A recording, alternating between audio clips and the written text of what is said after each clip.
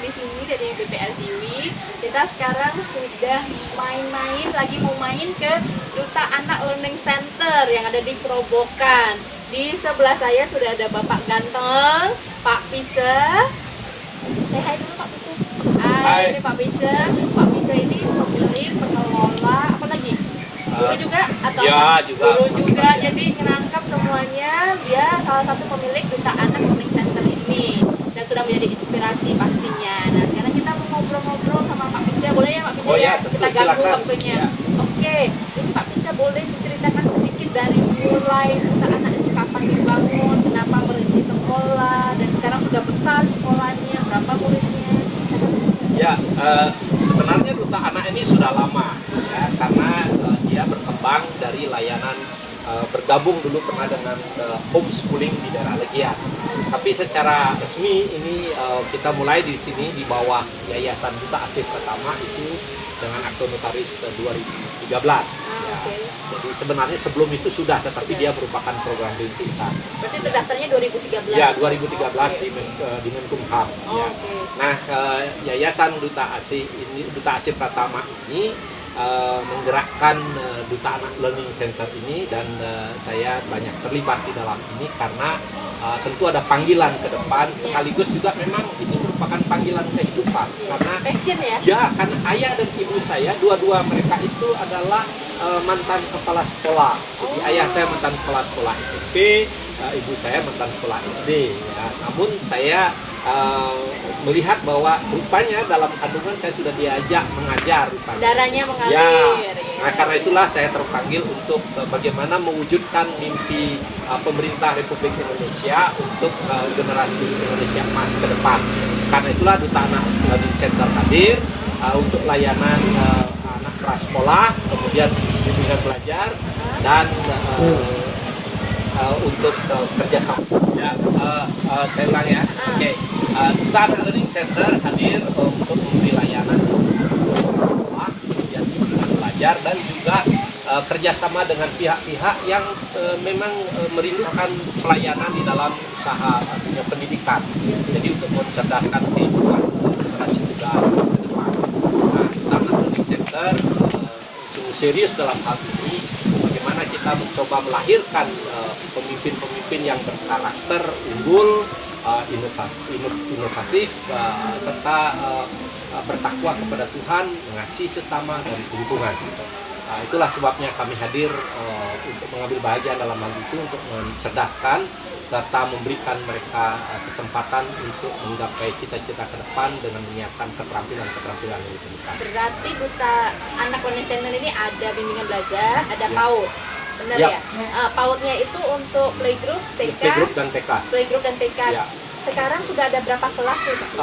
Kami ada kelas kelompok bermain atau playgroup, itu ada satu kelas. Ya. Kemudian untuk TKA dan TKB, jadi jumlah mereka itu pada kisaran 60 siswa. 60 Hanya siswa. segitu, 60 karena siswa. kami memang daya tampung kami besar sesungguhnya, tetapi demi kualitas kami tentu terus harus menjaganya. Oke, ini selama pandemi COVID ini gimana? Tetap masuk sekolah? Apa aja yang sudah Yang kami tentu mengikuti aturan dari pemerintah, protokol kesehatan dan juga aturan dari pemerintah. Kami memulai dengan kegiatan tetap online.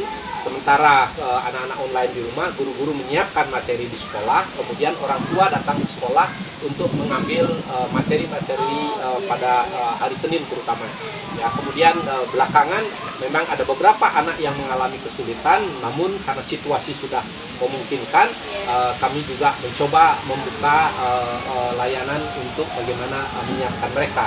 Sekaligus hari ini kami juga mengundang anak-anak untuk berlatih menyiapkan diri untuk selebrasi, tetapi dalam konteks tetap dengan protokol kesehatan untuk Star Day, karena ini akan merupakan akhir term di mana mereka akan menerima raport, ya, dan mereka juga harus perform, dan juga mereka akan tentu mendapat bingkisan kado motivasi dari orang tua. Oke, sip. Tadi kita sempat jalan-jalan dan melihat itu mereka lagi rehearsal, terus mereka ada social distancing, jadi anak-anaknya juga duduknya jauh-jauh, terus sudah pada inilah pokoknya mengikuti prokes. dari pemerintah. Oke Pak Pice, jadi sekarang saya mau nanya nih, kenapa Pak Pice memilih BPR Siwi Pak Pice? Ya, BPR Siwi pada dasarnya sangat menolong program kami.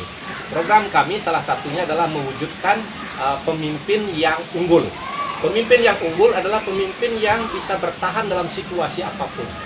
BPR Siwi menolong kami bagaimana para pemimpin ke depan ini mempersiapkan diri dengan program menabung. Sebab orang yang bisa bertahan adalah orang yang memiliki tabungan. Jadi itu merupakan salah satu solusi dan antisipasi ke depan. Merencanakan masa depan lah ya? Ya, sehingga peristiwa pandemi ini adalah realita. Ini adalah faktual.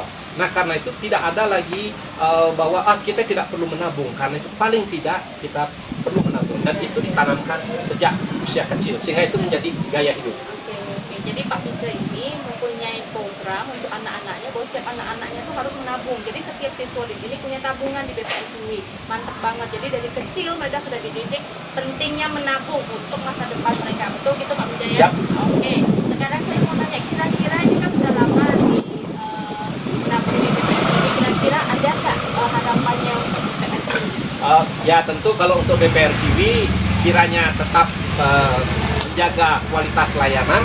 Dan tentu yang ke depan BPR Siwi tetap responsif terhadap perubahan tren terutama ya supaya bisa bertahan. Dan selama ini sudah puas atau belum atau kurang atau ada? Ya, kalau dibandingkan dengan layanan-layanan BPR yang lain tentu BPR hal itu pasti akan bisa dicapai.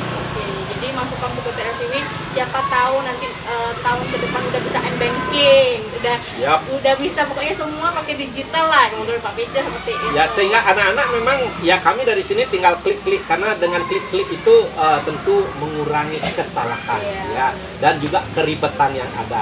Namun demikian tetap saja kehadiran staf dari BPR Siwi itu sangat baik buat kami karena menunjukkan bahwa memang BPR Siwi eksis, tidak hanya online dan lain-lain gitu. Iya, nanti kalau Bu Ati nggak kesini kan kangen sama Bu Atinya ya benar ya? Ya, karena anak-anak memerlukan panutan. Jadi kalau ada memang staf yang selalu hadir di sini, itu memang menunjukkan memang BPR Siwi tidak hanya di belakang layar, tetapi memang ada. Jadi layanan online dan offline itu perlu dikombinasikan. Terus satu lagi pertanyaan terakhir nih Pak Pice. Menurut Pak Pice ini kan sekarang lagi COVID, lagi pandemi, semua orang panik, bingung. Apa yang kira-kira bisa kita lakukan? Apa yang bisa BPR Siwi lakukan? Apa yang bisa anak juga mau lakukan menghadapi ekonomi yang seperti ini nih Pak Pice? Yang pertama tentu tetap semangat. Tetap semangat, Ya, semangat. sebab semangat itu mengalahkan segala sesuatunya. Yang kedua, ini kita kembali kepada berbagai pihak yang mengambil bahagian, terutama pimpinan dari pemerintahan. Sebab pemerintah adalah pemimpin resmi dari masyarakat ini.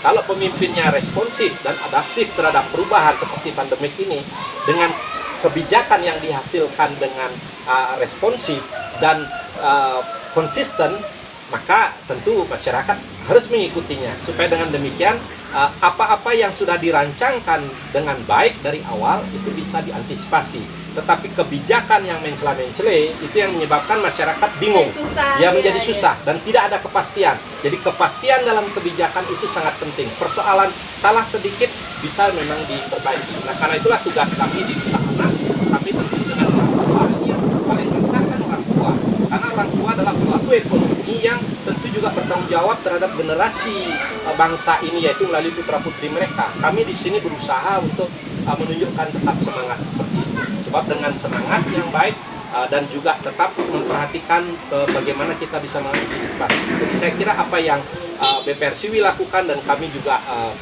tabungan Duta Anak juga ada di BPR Siwi, maka dalam situasi seperti ini kami bisa bertahan. Ya, kami tidak perlu memberhentikan karyawan, tetapi mereka tetap bekerja, mereka tetap semangat. Kami dengan demikian kami berusaha bekerja sama dalam situasi minim sekalipun, ya, karena kerjasama kita. Jadi sekali lagi kerjasama semua pihak, pemerintah, masyarakat, orang tua dan lembaga pendidikan seperti Duta Anak dan BPR Siwi yang tidak pernah nanti juga hadir kemarin memberi bimbingan, kita bisa bekerja sama. Jadi seperti itu. Jadi kita tetap semangat, tetap harus kerjasama yang baik, tetap menerapkan prokes dan mungkin kita berdoa biar badai ini pasti berlalu. Yap.